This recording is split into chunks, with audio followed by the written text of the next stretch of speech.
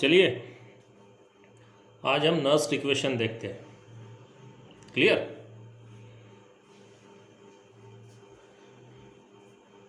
अब नर्स्ट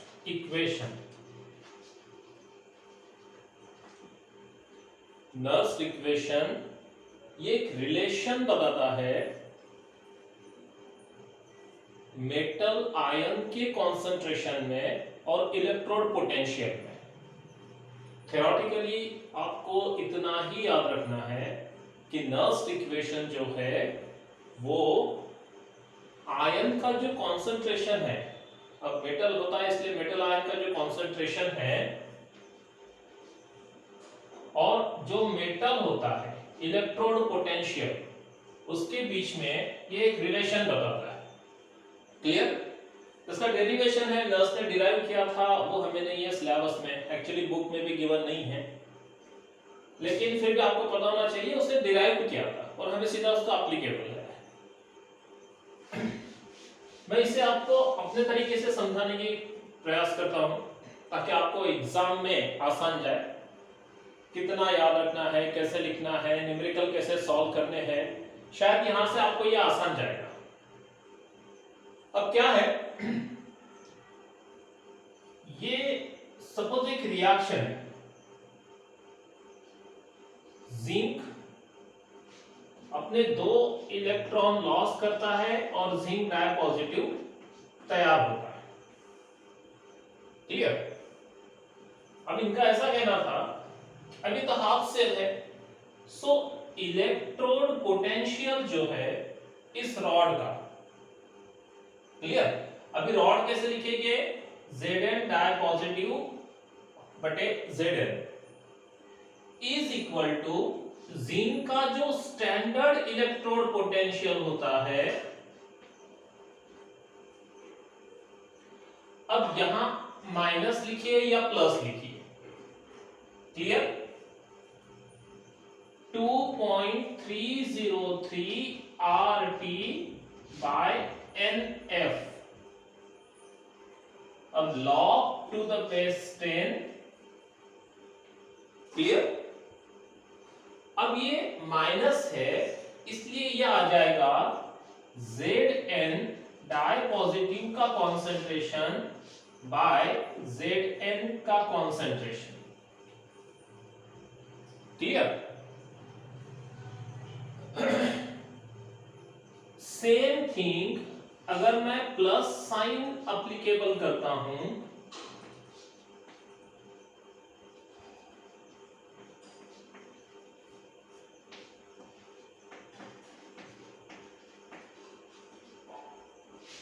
यहां मैं प्लस लिखता हूं, तो अब ये रिएक्टेंट अपॉन प्रोडक्ट हो जाएगा। आप इसे ऐसे भी याद रखोगे तो भी चलेगा।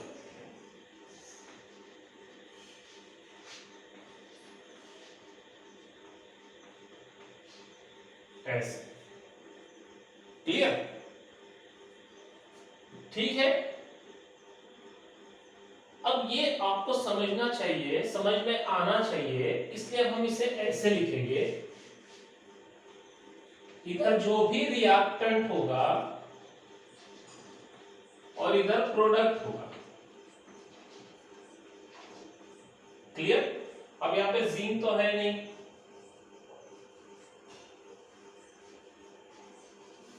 कोई सा भी मेटल होगा तो मेटल के आयंस बटे मेटल इलेक्ट्रोड,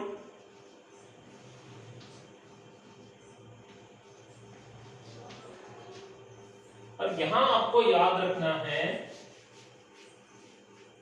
अगर ये निगेटिव है, माइनस साइन है, तो आपको न्यूमरेटर में प्रोडक्ट का कॉन्सेंट्रेशन लेना है और डिनोमिनेटर में रिएक्टेंट का। क्लियर? और अगर प्लस है तो यहां रिएक्टेंट का कॉन्सेंट्रेशन न्यूमरेटर में लेना है और प्रोडक्ट का डिनोमिनेटर में। ये आ रहा है कि मैं देख लूं एक बार इसमें। ओके, चलिए आ रहा है। ठीक है, अब इसे ऐसे याद रखिए, मैं रिपीट करता हूं, इक्वेशन में ऐसा प्रोडक्ट रिएक्टेंट लिखा हुआ नहीं होता है, लेकिन आप सपोज अगर क्या बोलेंगे उससे, लर्नर स्टेज पे हो, अभी अभी आप पढ़ रहे हो और बिल्कुल भी नहीं समझ रहा था, है ना, जो बहुत ही बुकिश है, जो बहुत ही जीनियस है, टैलेंटेड है, उनकी बात अलग है। हम भी तो होते हैं ना, हम जैसे सामान्य जिन्हें कंपटीशन करना होता है, स्कोर करना होता है। सो इसे ऐसे याद रखिए, मैं आपको एग्जांपल भी लिख के दूंगा, आपको वहां से भी समझ में आएगा, ठीक है। इक्वेशन में प्रोडक्ट रिएक्टेंट लिखा हुआ नहीं है नस्ट इक्वेशन में, ये मैंने आपको समझाने का एक तरीका लाया कि जो डर से नस्ट इक्वेशन को छोड़ देते हैं उनके लिए बता दूं, बहुत आसान है, ठीक है। अब बार बार इतना बड़ा इक्वेशन लिखना पड़ेगा, इसलिए अभी मैं इसे ऐसे ही रख देता हूं। अब हम एक इक्वेशन देख रहे हैं, अगर ये Cu डाई पॉजिटिव है, ये 2 इलेक्ट्रॉन गेन करता है और Cu हो जाएगा। अब आपको रिएक्टेंट प्रोडक्ट तो समझता है, अगर ना समझे तो ये जो लेफ्ट हैंड साइड में है वो रिएक्टेंट होते हैं, वो जो होता है वो प्रोडक्ट होता है, क्लियर। तब ये वाला इक्वेशन क्या हो जाएगा, ये प्रोडक्ट की जगह क्या आ जाएगा, Cu, और ये रिएक्टेंट की जगह क्या आ जाएगा, Cu डाई पॉजिटिव, क्लियर। ये सेम इक्वेशन अगर हम प्लस वाले इक्वेशन में लिखेंगे तो क्या होगा, अब रिएक्टेंट ऊपर आ जाएगा और प्रोडक्ट नीचे, यानी क्या हो जाएगा, Cu di positive by Cu, clear, ठीक है अभी। अब ये जो होता है ये सॉलिड है, आयन नहीं है। सॉलिड या अगर लिक्विड हो तो उसका कंसंट्रेशन 1 कंसीडर करते हैं, यूनिटी, क्लियर। सॉलिड या लिक्विड ये आयंस है, ये सॉलिड है, यानी ये जो होता है Cu, इसे हम यहां क्या लिखेंगे, 1, और ये जो 1 है, अब डिनोमिनेटर में तो 1 लिखते नहीं, तो ये 1 ऐसे हो जाएगा, क्लियर। ये जो होता है ये पोटेंशियल है इलेक्ट्रोड का, ये उसका स्टैंडर्ड पोटेंशियल है। R जो होता है गैस कांस्टेंट, R की वैल्यू आपको पता है 8.314 जूल पर केल्विन पर मोल।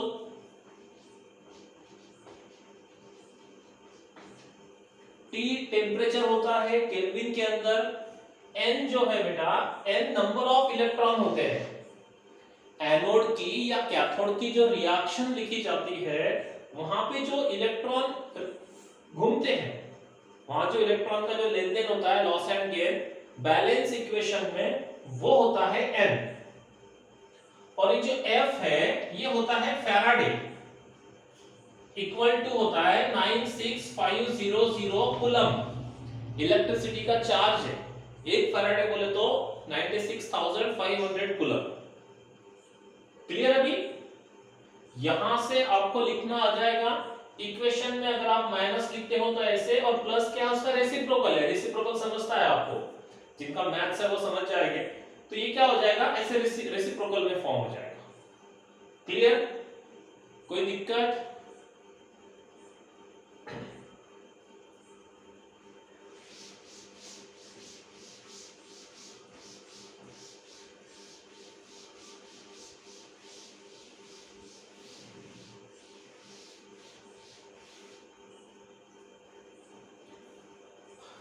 अब हम अपनी लैंग्वेज में बात करते हैं इलेक्ट्रोकेमिस्ट्री की।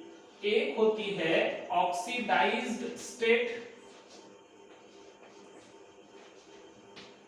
ये इलेक्ट्रॉन रिसीव करेगा बेटा नंबर ऑफ इलेक्ट्रॉन, n आपको कंफ्यूज करेगा, वहां भी n होगा इसलिए अपन इलेक्ट्रॉन लिखते हैं, और एरो ये देगा रिड्यूस स्टेट।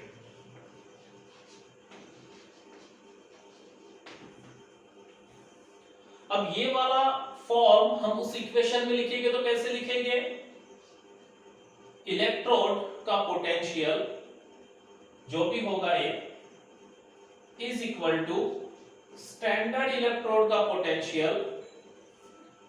अब हम पहले प्लस लिख देते हैं, प्लस प्लस में आपको पता था पहले रिएक्टेंट है फिर प्रोडक्ट, ये वैल्यू कांस्टेंट है,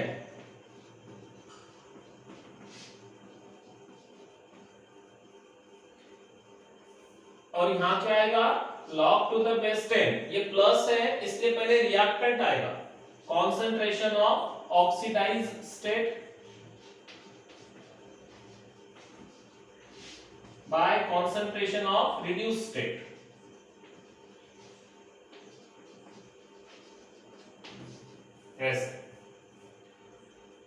क्लियर?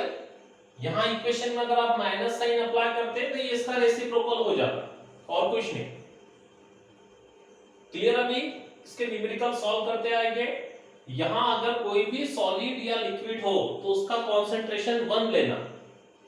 एक वो वाला भी एग्जांपल दिखा देता हूं मैं आपको, वही अपन डैनियल सेल की रिएक्शन लिख लेते हैं फिर से। जैसे ये जिंक होता है, ये कॉपर आयंस होते हैं, जिंक अपने इलेक्ट्रॉन लॉस करेगा तो ये डाई पॉजिटिव हो जाएगा और कॉपर सॉलिड हो जाएगा, न्यूट्रल हो जाएगा। अब इस फॉर्म ऑफ सेल रिएक्शंस को हमें इस इक्वेशन में लिखना है, नर्स्ट इक्वेशन। अब ये सेल है, ये हाफ सेल, ये हाफ सेल, तो ये पोटेंशियल ऑफ सेल हो जाएगा, standard electrode potential of cell हो जाएगा। ये कांस्टेंट है, ये ऐसे ही रहेगा। अब यहां पे क्या चेंज आएगा? अब हमने पहले प्लस लिखा है, यानी रिएक्टेंट को हमें पहले लिखना है न्यूमरेटर में, रिएक्टेंट को न्यूमरेटर में लिखना है, तो जिंक का concentration multiply by copper ions का कॉन्सेंट्रेशन, और प्रोडक्ट में क्या आएगा? जिंक आयन का कॉन्सेंट्रेशन, कॉपर न्यूट्रल का कॉन्सेंट्रेशन। अब मैंने आपसे कहा था जो सॉलिड या लिक्विड है उसे हम 1 लेते हैं, यूनिटी। सो ये जो जिंक है ये सॉलिड है, आयन नहीं है, ये भी आयन नहीं है, तो ये इक्वेशन ऐसे हो जाएगा। क्लियर? ये जो n होता है ये नंबर ऑफ इलेक्ट्रॉन होते हैं बैलेंस रिएक्शन में। यहां 2 इलेक्ट्रॉन लॉस हो रहे हैं इसलिए इसकी वैल्यू 2 आ जाएगी। F की वैल्यू 96500 कांस्टेंट है, R भी कांस्टेंट है 8.314 जूल पर केल्विन पर मोल, और टेम्परेचर जो होगा वो केल्विन में। स्टैंडर्ड का जनरली 298 लेते हैं, 298 केल्विन। टेम्परेचर की वैल्यू क्या ले लेंगे? 298 केल्विन। क्लियर? अभी नर्स्ट इक्वेशन लिखना आ जाएगा, जो भी रिएक्टेंट की स्पेसीज होगी उसे न्यूमरेटर में लिखो और जो प्रोडक्ट की स्पेसीज होगी उसे डिनोमिनेटर में लिखो। अगर यहां बैलेंस करते समय इन केस अगर यहां पे कोई कोएफिशिएंट आता है तो वो कॉन्सेंट्रेशन का पावर होगा। क्लियर? समझा अभी यहां तक? आई होप आपको कोई दिक्कत नहीं होगी इसमें, होगी तो प्लीज पॉज करो, फिर से एक बार देखो। मैंने ट्राई किया है बुक्स के बाहर जाके आपको समझाने का, जैसे प्रोडक्ट रिएक्टेंट उसमें लिखा नहीं होता है, फिर भी मैं आपको बताया कि ये ऐसे लिखेगी और देन वैसे लिखेगी। आप आराम से काम माइंड से एकदम शांति से इसे देखोगे तो नर्स्ट इक्वेशन आपको समझ में आ जाएगा, और इसके न्यूमेरिकल बड़े आसान होते हैं। कॉन्सेंट्रेशन जो होता है वो आयंस का ही दिया हुआ होता है, और ये जो होता है इनमें से एक वैल्यू आपको गिवन होती है। अगर आप सेल का पोटेंशियल निकाल रहे हो तो स्टैंडर्ड सेल का पोटेंशियल गिवन होता है। क्लियर? ओके? न्यूमेरिकल स्कीम में समझाऊंगा आपको, लेकिन आफ्टर द लेसन। ये मेरा तरीका है, क्योंकि जब हम न्यूमेरिकल देखेंगे तो उसके साथ साथ लेसन रिवाइज होते जाता है। मैं अगर अभी आपको न्यूमेरिकल समझा दूंगा तो टॉपिक यहीं ओवर हो जाएगा, खत्म हो जाएगा। क्लियर? तो जब हम न्यूमेरिकल देखेंगे तो उसके साथ में थोड़ी बहुत थ्योरी रिवाइज होती जाती है और कुछ नहीं। समझ में आ गया ये? ओके। तो ये था नर्स्ट इक्वेशन।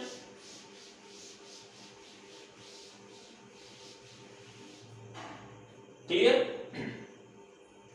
एक लास्ट टाइम शॉर्टली रिवाइज कर दूं मैं इसको। एनोड पे रिएक्शन होती है,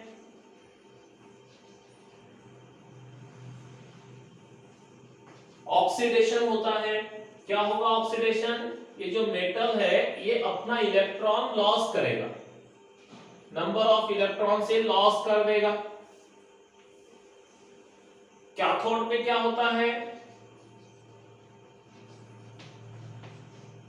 चेक करें, जो मेटल आयंस है वो इलेक्ट्रॉन गेन करेगा, जो मेटल आयंस है वो इलेक्ट्रॉन गेन करेगा, यानी रिडक्शन होता है, जितने आयंस है उतना ही इलेक्ट्रॉन, और ये न्यूट्रल हो जाएगा। आपको पता है इसकी सेल रिएक्शन क्या होती है, सेल रिएक्शन, ये मेटल प्लस ये मेटल आयन, एरो, ये मेटल आयन प्लस ये मेटल, अब सभी m है इसलिए हम इसको चेंज करेंगे, इसे m डैश से दिखा देंगे ऐसे, क्लियर। अब आयंस आपको समझते हैं, ये आयंस है जिसके ऊपर ऑक्सीडाइज्ड स्टेट रिप्रेजेंट है, अपरेंट है, दिख रही है, वो ऑक्सीडाइज्ड स्टेट वाला आयंस होता है, और ये न्यूट्रल है, ये न्यूट्रल है, ये न्यूट्रल है, क्लियर। अब ये तीनों बातों के लिए हम नर्स इक्वेशन लिखेंगे। अब फॉर एग्जांपल मैं एनोड के लिए लिखता हूं, सो पोटेंशियल ऑफ एनोड,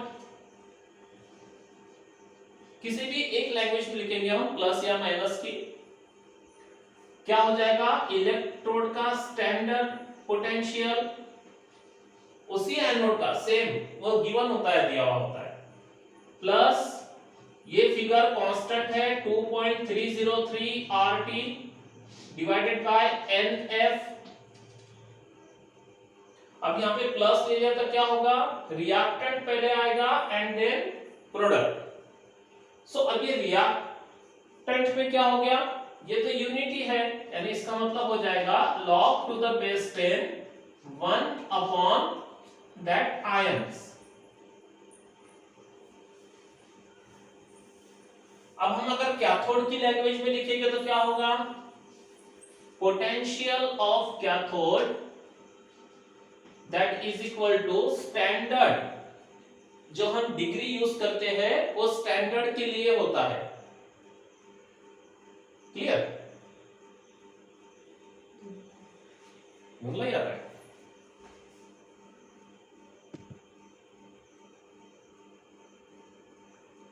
धुंधला है तो उसको से टच कर दिया कर, है ना, वो थोड़ा ब्लड हो जाता है।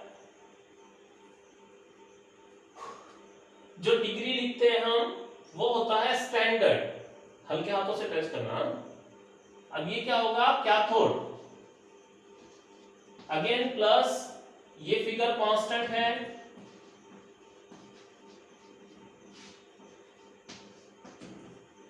अब यहां पे क्या होगा, कैथोड में क्या है, रिएक्टेंट अपॉन प्रोडक्ट आएगा, तो ये 1 होता है, तो यहां पे क्या आ जाएगा, log to the base 10 m dash का कॉन्सेंट्रेशन,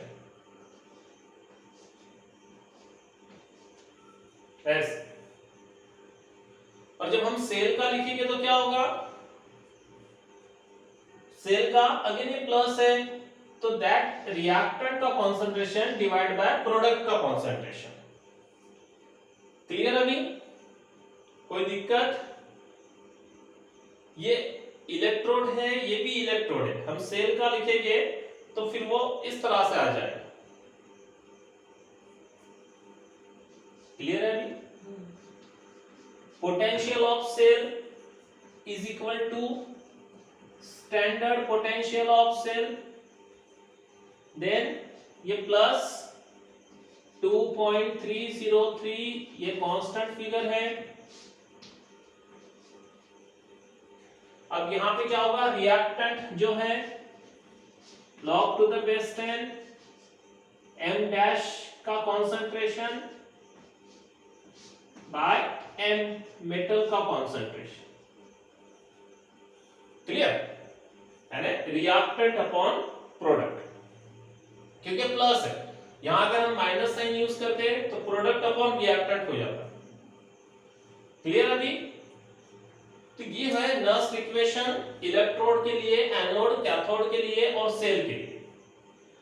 याद रखना है इसमें अगर आप प्लस साइन यूज कर रहे हो तो क्या लिखना है हमेशा, रिएक्टेंट आयंस का concentration divide by product ion का कंसंट्रेशन। जो सॉलिड और लिक्विड मटेरियल होता है, ये सॉलिड है, सॉलिड सॉलिड सॉलिड, तो इनका कंसंट्रेशन 1 लेते हैं, यूनिटी। क्लियर अभी? ओके।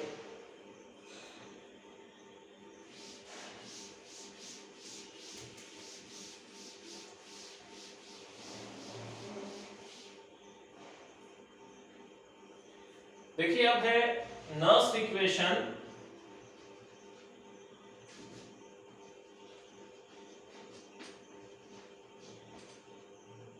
And equilibrium constant.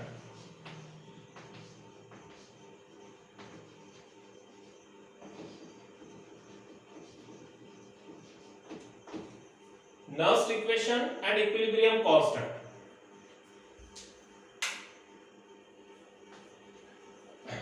अब नर्स्ट इक्वेशन और इक्विलिब्रियम कांस्टेंट में क्या है, तो यहाँ एक रिएक्शंस के हिसाब से बताया हुआ है। यहाँ कंडीशन आपको याद रखनी है कि जब इलेक्ट्रोड या सेल का पोटेंशियल 0 पे फॉल होता है, 0 पे आ जाता है, उस समय नर्स्ट इक्वेशन की रिलेशन इक्विलिब्रियम कांस्टेंट के साथ लगाए जाते हैं। क्लियर? जो सेल का पोटेंशियल होता है, सेल का पोटेंशियल वो 0 पे होता है। क्लियर? अब एक आधा सेल रिएक्शन आप लिखते हैं, सपोज कि ये इस तरह से एक सेल रिएक्शन है।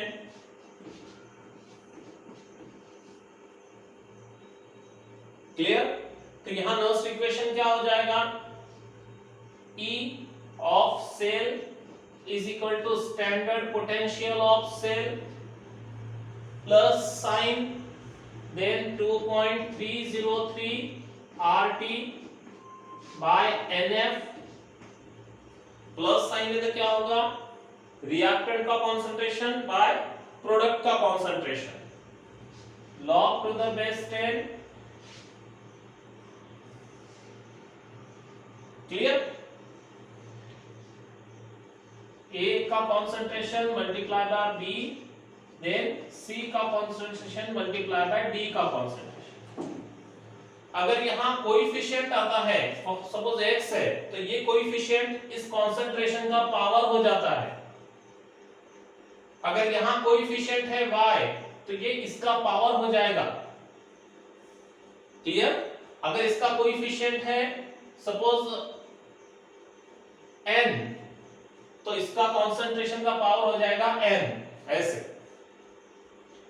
अब अगर E cell, potential of cell अगर हम 0 पे लेके आते हैं, क्लियर, तो ये इक्वेशन क्या होगा, अब एक्चुअली इसे लॉ ऑफ मास एक्शन के हिसाब से लिखा हुआ है। लॉ ऑफ मास एक्शन में क्या होता है, प्रोडक्ट का कंसंट्रेशन बाय रिएक्टेंट का कंसंट्रेशन। क्लियर? तो यानी कि जो साइन है ये क्या हो जाएगी, माइनस। ठीक है ना? यहां नर्स ने इक्वेशन जो बनाया, लॉ ऑफ मास इक्वेशन जो होता है इक्विलिब्रियम कांस्टेंट, उसके हिसाब से बनाया हुआ है बेटा। तो ये क्या हो जाएगा, C D और ये A B। C का पावर ऑफ कंसंट्रेशन N हो जाएगा, A का पावर ऑफ कंसंट्रेशन X और B का Y। ठीक है? इस होल फिगर को हम K से दिखाते हैं। इक्विलिब्रियम कांस्टेंट कैसे दिखाते हैं, K से। अगर कंसंट्रेशन की लैंग्वेज है तो इसे Kc पढ़ेंगे हम, और अगर प्रेशर है, गैस है, तो उसे Kp बोला जाता है। अब अगर ये 0 है तो ये क्या हो जाएगा, standard potential of cell is equal to, ये टर्म्स अपोजिट साइड जाएगी तो माइनस का हो जाएगा plus 2.303 RT by NF, that is equal to log to the base 10 Kc, C for concentration।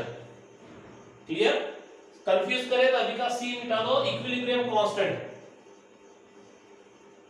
Okay, तो ये है Nernst equation and equilibrium constant के बीच में रिलेशंस। यहां कंडीशन कौन सी अप्लाई करनी है आपको, क्या याद रखना है, अगर सेल का पोटेंशियल जीरो पे फॉल होता है, जीरो आ जाता है, तो उस समय स्टैंडर्ड सेल का पोटेंशियल इक्वल टू होता है उसके इक्विलिब्रियम कांस्टेंट से।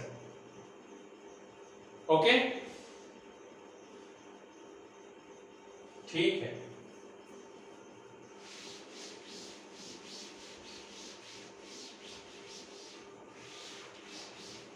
देन एक है आपको गिब्स एनर्जी का रिलेशन। थर्मोडायनामिक्स के अंदर आपने पढ़ा होगा, या इसके बाद मेरा थर्मो का ही वीडियो रिलीज हो गए, हार्डली इसके 10-11 वीडियो बनेंगे इलेक्ट्रोकेमिस्ट्री के। ये 4th नंबर का वीडियो है, पहले 1-2-3 आप देख लो, नहीं देखे हो तो। अब गिब्स एनर्जी में क्या है कि गिब्स एनर्जी का जो इक्वेशन है वो आपको बताता है कि किसी भी सेल से कितनी इलेक्ट्रिक एनर्जी प्रोड्यूस होती है, और उसने उसके रिलेशन बताए इलेक्ट्रिक एनर्जी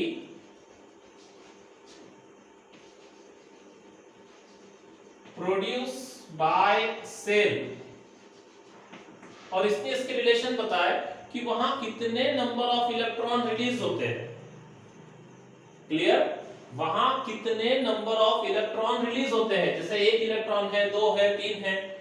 अब इलेक्ट्रॉन है, इसका मतलब उस पे चार्ज है, तो that is multiply by F, और उसका पोटेंशियल, जो भी सेल है उसका पोटेंशियल NFE, इतना अमाउंट ऑफ इलेक्ट्रिक एनर्जी वहां पे प्रोड्यूस होता है सेल के द्वारा।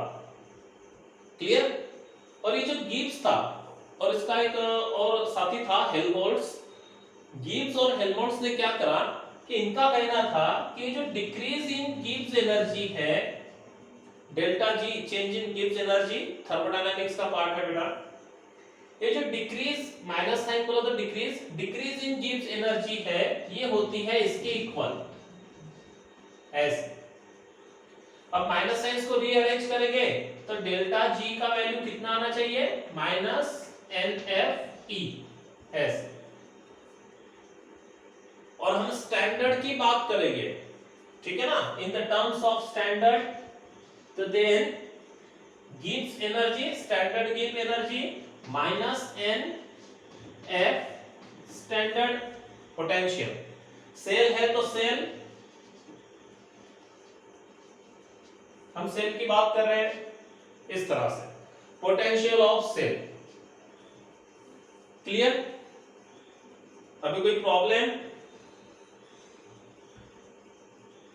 ठीक है, एक चीज आपको यहां लिख के समझा दो। अब ये ई सेल की वैल्यू भी हमने थोड़ी देर पहले ऊपर देखी थी इक्विलिब्रियम कांस्टेंट में, उसकी वैल्यू यहां पुट अप करेंगे तो क्या हो जाएगा, standard Gibbs energy is equal to minus NF, और ई सेल की वैल्यू क्या थी, into 2.303 RT upon NF log to the base 10 K। अब आपको पता है ये कैंसिल हो जाएगा, NF कट हो जाएंगे, यानी ये इक्वेशन क्या हो जाएगा, अगर ये दोनों कट हो जाएंगे तो